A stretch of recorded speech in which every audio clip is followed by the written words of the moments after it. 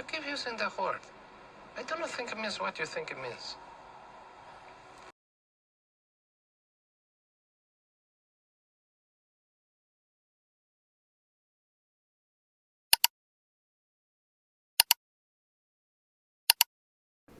Hello and welcome to Living for the Plot. My name is Stephanie. Thank you for clicking on this video. Today we're going to be going over how Trump is a fascist, Kamala Harris's words, not mine, and I will show you the clip. And then what fascism actually means. What is a fascist? Let's look up the definition and go over it together because I feel like it's the Democrat Party's whole plan is to just say things that their followers don't really know what it means, but they're like, sounds accurate. So we're going to go over it and we're going to see if the word fascist actually applies to Trump. We're also going to go over another clip where Kamala calls him Hitler. Excuse me, not her words, where she says that his ex-general, retired army general, says that he wanted a military force or generals like Hitler, something to that extent. I'll show you the clip. And we're going to go over, is Trump Hitler? And actually, I'm going to make a case for if Kamala is Hitler, because, why not? She should be subjected to the exact same scrutiny, right? If you're just going to go around calling people Hitler, we the people should know whether or not you might be Hitler, right?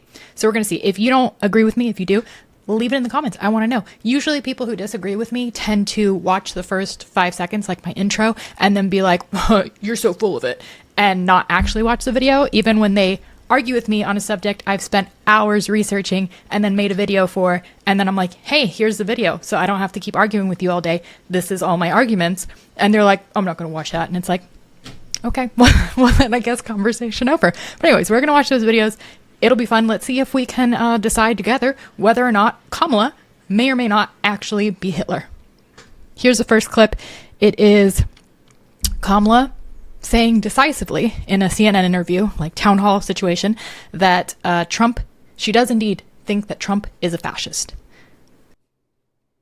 Do you think Donald Trump is a fascist? Yes, I do. Yes, I do.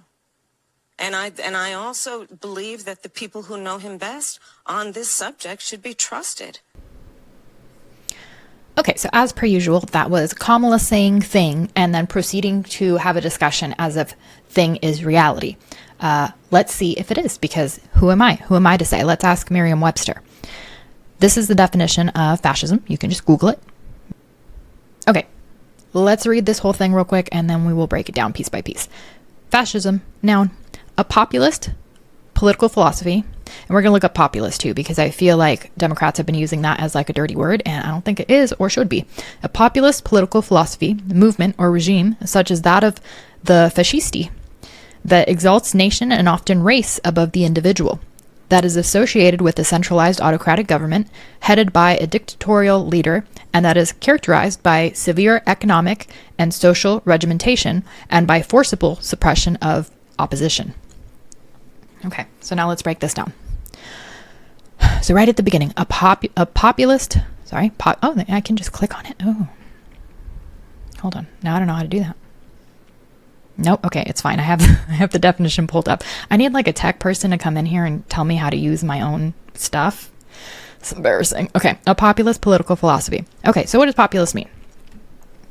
Populist. A person, especially a politician, who strives to appeal to ordinary people who feel that their concerns are disregarded by established elite groups. So right off the bat, Trump is definitely that. He is definitely, he's not traditionally a politician. He's traditionally a businessman, but he is in politics now. He has been our president previously. He strives to appeal to ordinary people, that's like his whole base, who feel that their concerns are disregarded by established elite groups. Okay. So yes, this is true of Trump for sure. Like 60-something% of union workers, the actual workers, not the people in charge, are choosing to endorse Trump by poll. So yes, this is definitely him. You could also say that this is Kamala Harris because, as we all know, she came from a middle class family, and I assume she keeps telling us that in order to perpetuate the idea that she is striving to appeal to ordinary people who feel that their concerns. The only problem with that is that ordinary people think it's all nonsense. And then whose concerns are disregarded by established elite groups. I would argue that Kamala is the established elite group. So populist definitely does not apply to Kamala. And perhaps that is why Democrats are using populist as somewhat of a dirty word. Maybe anything they put before or after Trump has to sound like a dirty word just because of the rhetoric around Trump. But populist, I would not say that's a dirty word. That's making it a dirty word is basically saying like, oh, it's just those rural people. It's just those what do they call Christian nationalists? It's just those American nationalists. Is that what they say? I don't remember. I don't remember the rural people insults, but populist is not a bad thing. So keep that in mind. You can be a populist without being a fascist. So populist political philosophy. Fact check true for Trump. Kamala, if she thinks that it is a dirty word, the word populist, then she is certainly appealing to the wrong groups, because she said several times she came from a middle-class family, so that we all believe that she wants to help middle-class families. Except that's a lie, and she didn't. But that's not what we're here for today. The next thing, exalts nation and often race above the individual. Does Trump exalt the nation? Absolutely. His whole, catchphrase, MAGA, is based on making America great again, right? So he definitely exalts the nation. Often race. I will figure out how to do that. Often race above the individual. He does not do that, but someone does do that, and it's Kamala. Spoiler alert, it's Kamala. White dudes for Harris. What was the other one? Was it just white women for Harris? They didn't have like a dudette. It was white women for Harris. It's Obama yelling at black men. I think Michelle Obama just yelled at, I think she said she was disappointed in America or something, because probably because Kamala's not doing well in the polls. But they definitely separate things, diversity, equity, inclusion among racial lines. As much as they want to call Trump racist and a Nazi and whatever else, that definition does not fit Trump. It just does not. I'm sorry. Show me your proof if you disagree. I've looked into this because people have told me he's a racist, and I've been like, please tell me how he's a racist. And I've refuted all of them. And it's not because I love Trump and I'm super obsessed with Trump. If he does a thing, I'll say that was a bad thing. But he's not a racist. I'm sorry. I can't help you with that one. So nation, yes, which is a good thing, because we are a nation. And that's how you keep a nation. You have to love it more than anything else. And race, sorry, that does not fit Trump. That fits Kamala. That is associated with a centralized autocratic government. And autocratic just means like absolute, in case you didn't know that. I'm assuming that the highlighted words are like, in case you also don't know what these words mean. So I feel like it's safe to assume that maybe not everybody knows what autocratic means, but that is associated with centralized autocratic government. So again, Trump is not, why can't I highlight? I can't, okay. Trump is not associated with centralized autocratic government. He wants smaller government. He wants less federal government. He wants less federal agencies. Whereas Kamala does fit this line of the description of the definition. She wants more government. She wants abortion rights to be in the hands of the federal government, not local government, where individual states would have more control. Headed by a dictatorial leader. Okay, so I know people are going to want to say that Trump is a dictator, but we have to remember here that he was already president and he already didn't do that. So again, if you have an example, please let me know in the comments, and I probably won't admit defeat because I think you're wrong. Unless you can prove me wrong, then I will. But I don't think you'll be able to prove it. So he was not a dictator. Kamala, on the other hand, she has not been a dictator. She has not been the one in power, really, but she has done some dictator type stuff. I can't even say really if it's her, like the Biden administration. Well, let's move on to the next line because that's where this comes in as well. They're kind of joint. and that is characterized by severe economic and social regimentation and by forcible suppression of the opposition. Okay, so as far as severe economic and social regimentation, okay, so let's look up specifically the word regimentation and see how that's applied. So severe economic and social regimentation. I think this can honestly be applied to both of them. Regimentation, or any president, because any president is going to try to regiment the government to apply their policies, right? Regimentation is the act of imposing strict discipline or organization on a person or thing. They both do this in different ways. I feel like definitely Democrats are heavy on, definitely social policy, but also economic policy. Some of what is Kamala said she's going to do. She wanted to unrealized gains, price gouging in grocery stores. Just that alone is, I mean, she's saying she'll do that if she gets into office. So that is imposing strict discipline or organization on a person or thing, often in a disapproving way. The fact that she feels the need to change it means that she is disapproving of the way it's being done currently. But again, most presidents do disapprove of things that are happening because that's their platform, is we are going to change it. Okay, and same with Trump. He wants to impose economic change, social change. So I feel like that applies to both of them. As for forcible suppression of opposition, I feel like you know what I'm going to say here. I know they keep saying Trump's going to go after us with I had a girl stop commenting, stop going back and forth with me on X because she was like, well, I better stop commenting now because Trump is threatening to go after all of us with the military. And I was like, what? I was like, why do you think you're that important? I mean, first of all, no, he didn't. Second of all, even if he did, I don't think you're not even at the bottom of the list. You're definitely nowhere near the top. So that's silly. I think she was exaggerating, but still, she believed it. And that's concerning. Forcible suppression of opposition. Who has done this? Kamala, the Biden administration. Forcible suppression of opposition. How many indictments does Trump have? A lot. 90-something? I think it's gone down to 60-something. So yeah, that is forcible suppression of the opposition. They're going after Elon Musk. They've gone after, hold on, let me get you a list. I can get you a list. That's how many people that they've gone after. Okay, here's a list. Owen Schroyer went to prison. Peter Navarro went to prison. Steve Bannon is in prison. Roger Stone was charged. General Flynn was charged. Mike Lindell was swatted. Nancy Pelosi put J6ers in prison. So yeah, and I think the list is even longer than that, but that's just to name a few. And then of course, the people from January 6th, there's several, I think hundreds of them. There was 2,000 people there. And hundreds of them, even years later, were getting arrested and sent to jail.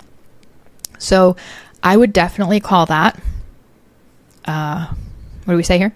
Forcible suppression of opposition. Yeah, I would say they forcibly, the forcible suppression of opposition definitely goes to Kamala. So what do we figure out here? Trump is a populist. He does exalt the nation, but not above the individual. He thinks the nation is built of individuals, and that is why he has support from the working class people. Everything else applies to Kamala. So I don't know, maybe a bit hypocritical to be calling people fascist, but we all know she didn't write that line. So I think Democrats are just counting on people not knowing what fascism means, or just relating it to Hitler, since they do them in tandem. Hitler, fascist, and then being like, okay, fascism means that Trump is Hitler, and not just Googling it. Of course, even if they did, they have already been told by mainstream media that most of these things apply to Trump. They've called him a racist. They use populist as a negative term. They use nationalist as a negative term. What else? That is associated with a centralized autocratic government. I don't know how to get around that one, honestly. If you are a diehard Kamala fan, please tell me if you think this applies to Trump, and if so, how. That is associated with the centralized autocratic government. I don't see how that applies to Trump, but maybe you know something I don't know. Anyway, so Kamala's a fascist is what we figured out. Let's move on to her Hitler comments, so we can try to figure out whether or not Kamala may be Hitler. It's possible. Anything's possible. Okay, so here's Kamala saying more stuff, this time about so-and-so called Trump Hitler, or said that Trump did something Hitler-esque or wanted Nazis. You'll see. And then she proceeds to speak as if things she just claimed was true is true. So, here it is. So yesterday we learned that Donald Trump's former chief of staff, John Kelly, a retired 4-star general, confirmed that while Donald Trump was president, he said he wanted generals like Adolf Hitler had. Donald Trump said that because he does not want a military that is loyal to the United States Constitution. He wants a military that is loyal to him. Do you see what I mean? Retired general said thing, proceeds to speak as if thing is reality. Okay. He said this non-fact check thing for this purpose because I can read minds. Kamala, if we had known you could read minds, we would all be voting for you. Why didn't you tell us sooner? He wants a military who will be loyal to him personally. One that will obey his orders even when he tells them to break the law or abandon their oath to the Constitution of the United States. Did this woman just say the same thing 3 times? She just said the same thing 3 times. He says this because he wants soldiers that are loyal to him. He wants soldiers who will do what he says. He wants soldiers who will do what he says instead of what other people say, even when it's against the law. That's the same thing 3 times, ma'am. I guess that's what we can expect from Kamala. So Kamala says ex-general claims that Trump said, and of course this general has known this. He said this 5 years ago, right? Supposedly, allegedly said this 5 years ago, and he waited until October before the election to let everybody know. Fascinating. Sounds legit, right? Sounds super legit. Didn't Biden and Kamala just pass a law that said that they can use the military against civilians, like with force? What was that? Let's look that up. Why don't we look that up? Right? Because we are putting Kamala to the same scrutiny as we would Donald Trump, right? Let's look that up. Okay, so here is specifically RFK's response to the video clip I just showed you of Kamala, and then I will show you why his response specifically is important, according to mainstream media. President Harris said today in her post, in her speech, she said that President Trump was going to turn the U.S. military against the American public and use the public to promote his agenda. How many of you think that is true? Well, what's interesting to me is that the Biden-Harris administration has done something 2 weeks ago that has never been done in American history, which is to send exactly lethal force, to send a directive to the Pentagon, changing the law to make it legal for the U.S. military to use lethal force against American citizens on American soil.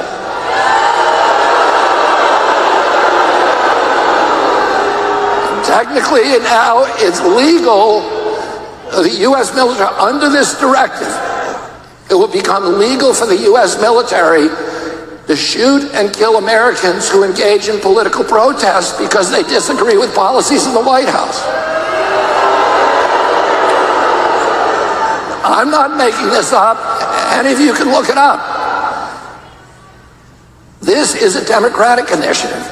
This did not come during the Trump administration. This did not come from Donald Trump. It came from the Democratic Party.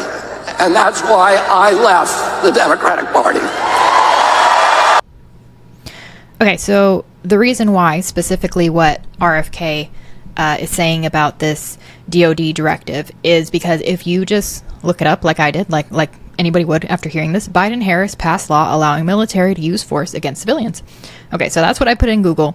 Every single story, and this is why I would be wary when you Google things. I feel like you have to know exactly what you are talking about. Otherwise, you have to trust these news sources, which are frankly untrustworthy. KGW, no, a DOD directive does not authorize the military to use lethal force on civilians. The Washington Post, analysis, no, Biden didn't authorize military lethal force against protesters. And here's a picture of Trump and RFK. And I played the video of RFK because every single one, and I've looked, of these articles are worded pretty much exactly the same way, saying that Trump administration and or RFK, both of them really, are spreading misinformation, and this is the misinformation. All of them say the same thing. In rare move, Pentagon denies falsehood about troops allowed to use force. Far right suggests military just authorized lethal force. No, Biden didn't authorize military lethal force against. Far right suggests military just authorized lethal force. Pentagon denies false claims that Biden-Harris admin. This is the most realistic one. I don't trust Fox either, but that's the most realistic one. The Pentagon denied something. How much misinformation have they called misinformation? And it ends up not being misinformation, right? Rumors rapidly spreading about, and if you look this up and you see all of this, you're like, oh, okay, well, fact check false, clearly, because all of these news articles are saying it's not true. Like, let's go into what ABC says about it. And literally all of them are worded in almost the exact same way. In a rare move, the Pentagon strongly pushes back Thursday against misinformation spread on social media that falsely suggests U.S. troops have been authorized to use force against American citizens during the election. The misinformation spread online by former President Administration National Security Advisor Michael Flynn and former presidential candidate Robert F. Kennedy Jr., among others, suggests that a Defense Department policy revision released in late September was timed to enforce with the November 5th presidential election. I don't know why that's necessary to add in if it wasn't. Use of force, federal troops. Oh, I mean, maybe that's them acknowledging the fear behind this initiative, which we will read. Use of force by federal troops on U.S. soil against U.S. citizens is against the law, except in cases of self-defense. And that's literally, you have to get halfway through an ABC article to find the truth, because the whole beginning part is denial, whatever the Pentagon said is true. And then you get to the middle, you get to the end, they don't expect you to go that far. They just expect you to read the headlines and move on. Use of force by federal troops on U.S. soil against U.S. civilians is against the law, except in cases of self-defense, and is outlined in the Posse Comitatus Act. I'm not even going to try to read that. Except in cases of self-defense. This is the same problem that we have with hate speech. Who gets to decide when are cases of self-defense? Wouldn't you say January 6th? They could have just said self-defense, kill everybody there. What was the other one? Summer of Love, self-defense, kill everybody there. Same argument you can have against lethal force. When the government gets to decide who they do and do not kill, it's probably not a good thing. Kennedy, who ended his presidential bid and backed Republican former President Donald Trump, tweeted the false narrative to his 4 million followers. It falsely claimed that President Joe Biden and Vice President Kamala Harris, the Democratic nominee, pushed through a Defense Department directive allowing lethal force against Americans who protest government policies.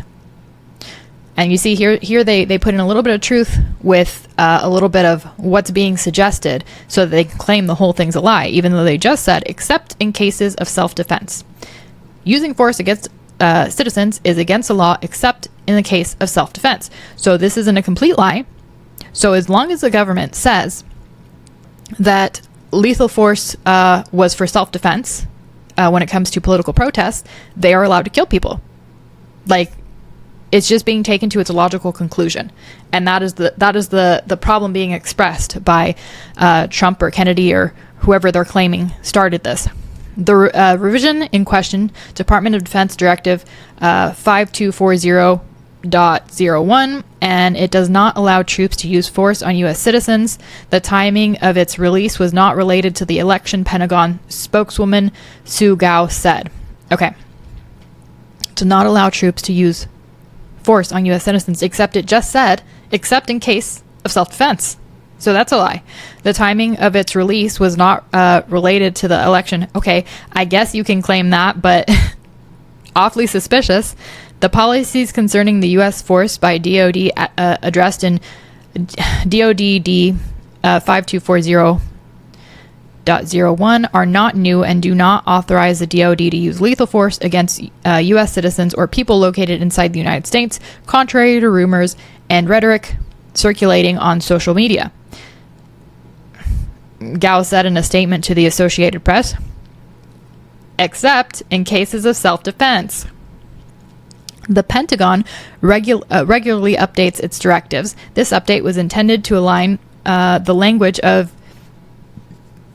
on use of force from other policies into 5240.01, which only applies to defense intelligence personnel. It describes that sort of support. It describes what sort of support those personnel can provide to civilian law enforcement in situations where a confrontation or lethal use of force is likely. So again, in self-defense, in situations where confrontation or lethal use of force is likely. Meaning, we thought those Jan 6ers were going to kill a bunch of people, so we killed them first. Defense intelligence personnel can provide intelligence, analysis, training, equipment, and even weapons to civilian authorities. Okay, so yes, it does say all that.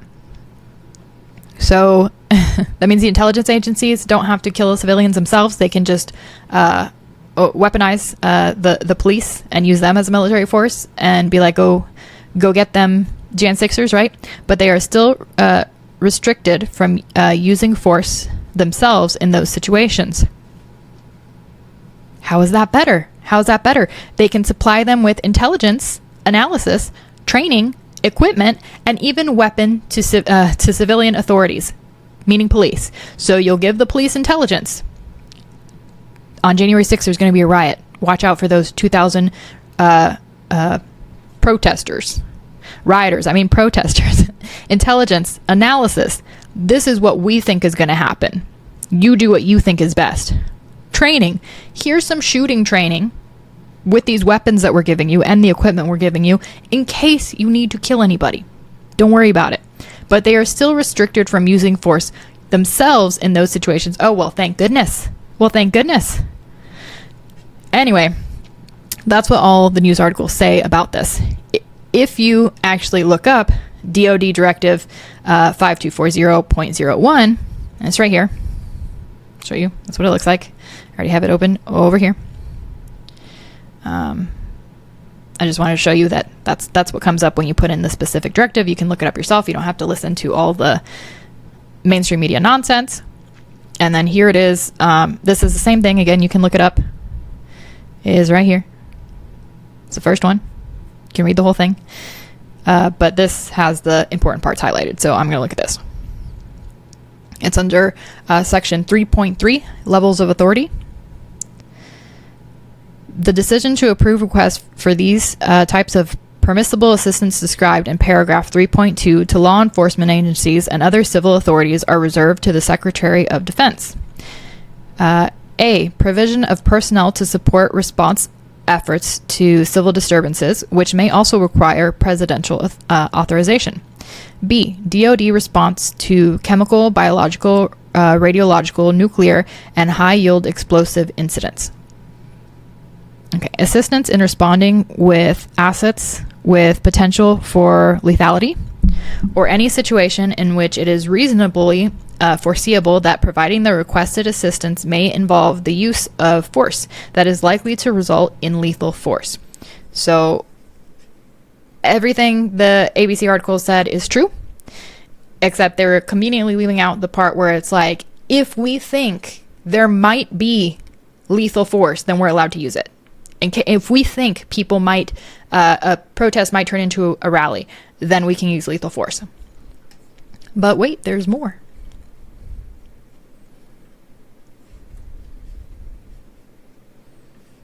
Whoops, don't know what just happened there. Okay, again, under section 3, this is the part we just read. And then this is just the rest of it. Provision or use of DoD unmanned systems in the United States except as delegated by the Secretary of Defense pursuant to the October 31st, 2023 Secretary of Defense Memorandum. For matters not reserved to the Secretary of Defense in paragraph 3.3a, the decision to approve requests for the types of permissible assistance described in paragraph 3.2 to law enforcement agencies and other civil authorities is reserved to the USD I&S coordination with the Undersecretary of Defense for policy if required. If 1. The number of requested personnel exceeds 20 people. 2. The duration of the request assistance exceeds 30 days. And then finally,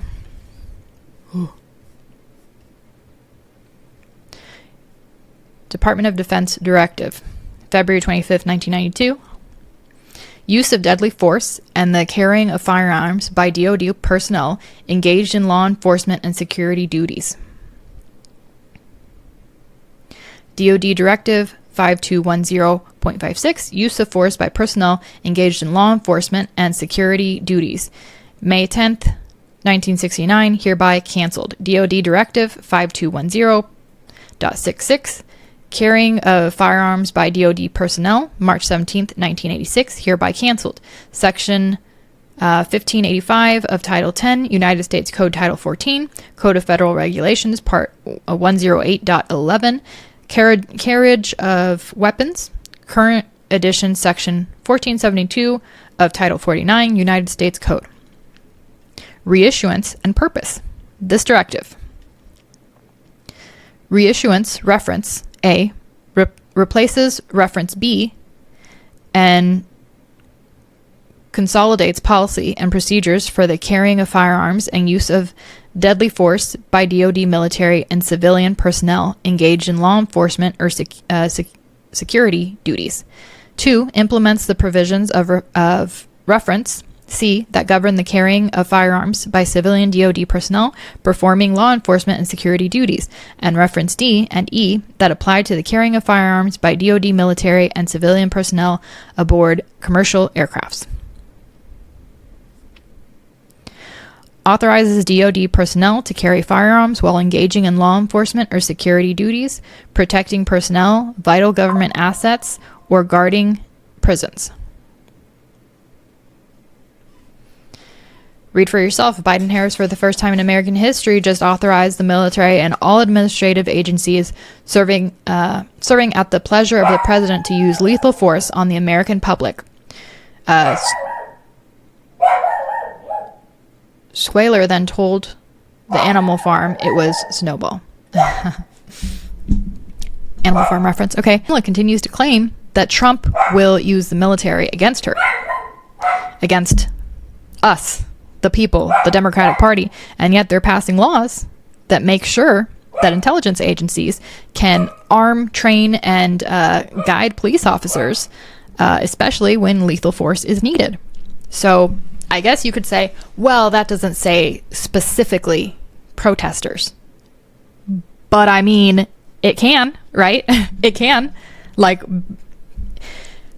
if only we could trust our government to not be hyperbolic all the time and just, call people fascists or Hitlers. But, if they did that, I wouldn't be making this video right now, I guess. So there it is.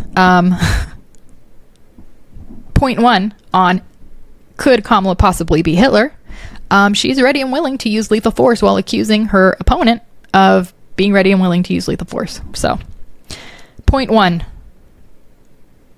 Was Hitler a populist? He became adept at using populist themes, including the use of scapegoats who were blamed for his listeners' economic hardships. I wonder if he suggested he would crack down on price gouging grocery stores.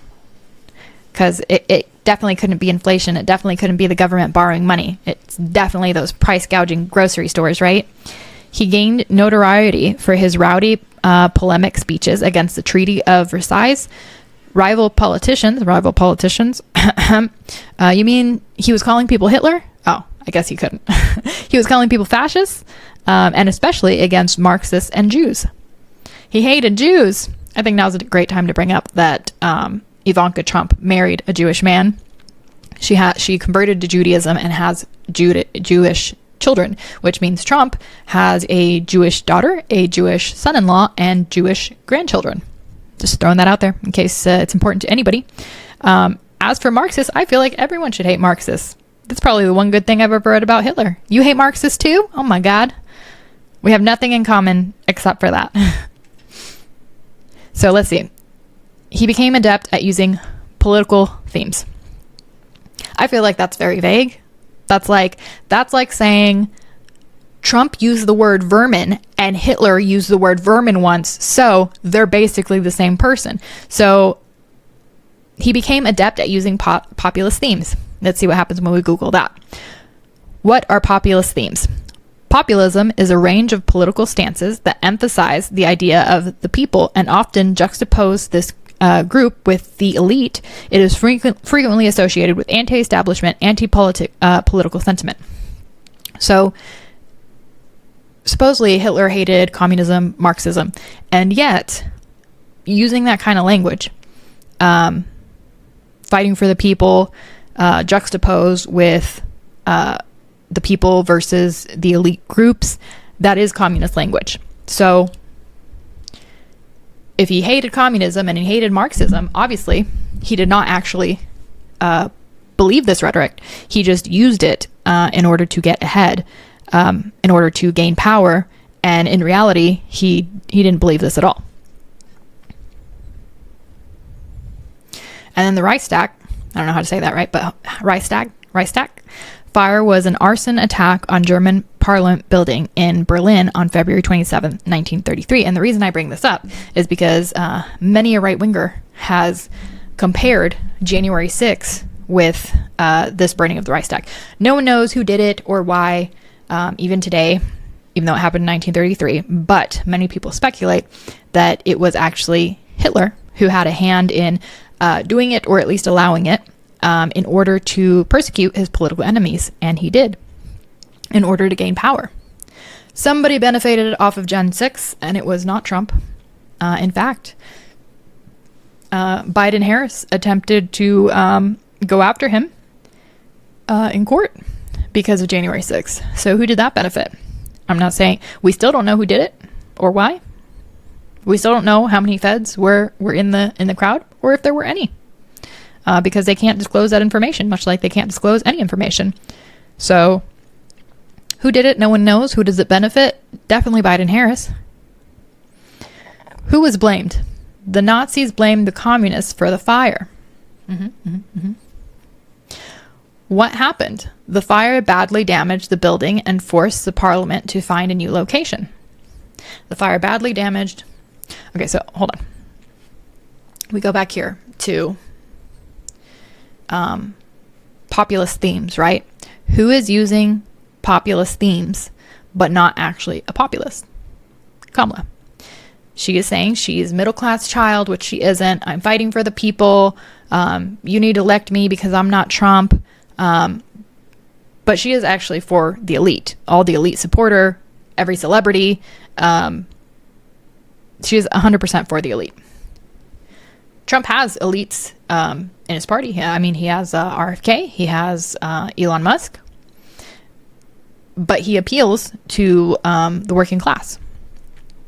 So, another point for Kamala being Hitler. And then back to the Reichstag, back to January 6th. I'm not saying the burning of the Reichstag and January 6th were the same thing, but it's possible. So I'm going to call this another point for Kamala Harris. The Nazis blamed the communists for the fire, as they would, because they're fighting against communism, even though they're using communist language to gain power. as this other definition said, he got good at using scapegoats. So that's what he did. Maybe that's where the communists learned this from. I mean the Democrats. The fire badly damaged the building and forced the parliament to find a new location. What the Nazis did, the Nazis used the fire to claim that the communists were planning a violent uprising and to pass emergency legislation. Who has done that? Besides Bush after 9/11, but who's done that more recently? COVID. You guys remember that? 2020? The Nazis used the fire, a crisis, if you will, to claim the communists were planning a violent uprising and to pass emergency legislation. Interesting. Kind of like that DoD initiative we just read about, right? Because we can't have another January 6th. We've got to keep things under control. We got to make sure we get the right weapons and training and ideas into police brains so that they can control any possible uprisings. What the result was. The Reichstag fire decree abolished constitutional protections and paved the way for Nazi dictatorship. Like COVID? Like January 6th?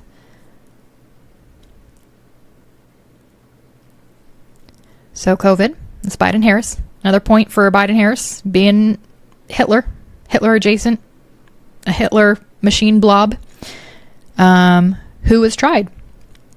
Marinus van der Lubbe, that's a terrible name. I'm probably saying it wrong. A Dutch construction worker was found guilty and sentenced to death. What historians think? Historians still don't know who planned or carried out the fire. Some believe that the Nazis were involved. As I said, some believe the Nazis were involved because it was very convenient for the Nazis, right? Just like January 6th was very convenient for Kamala Harris. I'm not saying she's Hitler, but maybe. Hitler expressed opposition to capitalism, regarding it as having Jewish origins, and accusing capitalism of holding nations ransom to the interests of parasitic, cosmopolitan, rentier class. Okay. So, expressing opposition to capitalism. Again, communist language. Communists are not big on capitalism, as you may know. Regarding it as having Jewish origins, and accusing capitalism of holding nations. We can just forget the Jewish thing, okay? I don't feel like anybody hates Jews right now, except for like Nick Fuentes and the pro-Palestine people. Let's just stick a pin in that part. And accusing capitalism of holding nations ransom to the interests of a parasitic, cosmopolitan, rentier class. And who would do this? I think Kamala does and is doing this, accusing capitalism of holding nations ransom to the interests of parasitic, cosmopolitan, rentier class. The thing is, she is using this type of language, and yet her followers, the elites, are the cosmopolitan, rentier class. That's who supports the Democrats. These are people who are rich elites that make their money off of property and renting and living in cosmopolitan areas. So how many points is that? There's like 4 or 5 points for Kamala maybe being Hitler. I don't know how many points we need to get to, but I mean, I feel like we're getting there. Was Hitler a communist? Not only was Hitler not a socialist himself, nor a communist, but he actually hated these ideologies and did his utmost to eradicate them. So we know this to be true. And yet, as we've seen, he used communist language to gain power. So you can say Kamala isn't a communist. Okay. But then I would say, then she's at the very least using communist language to gain power. Not unlike Hitler himself. So what does it count? When did I start? 1, 2, 3, 4, 5, 6. That's 6 points for Kamala probably being Hitler. So I feel like we solved it, guys. That's 6 points for Kamala probably being Hitler. So I don't know, guys. I don't know. Okay, so there you have it. We went through the facts used our logical reasoning and context clues, and I feel like we arrived at the logical conclusion that Trump is not a fascist, at least according to Merriam-Webster, and Kamala might actually be Hitler. So do what you will with that information. All I can do is present you the facts. If you agree with me or don't agree with me, or have alternate facts, what's the word we use for it? Misinformation, if you will, please leave it in the comments. If you made it this far, just leave me a comment to say howdy. Don't forget to follow, like, and subscribe. Thanks for watching Living for the Plot. My name is Stephanie, and I'll see y'all next time.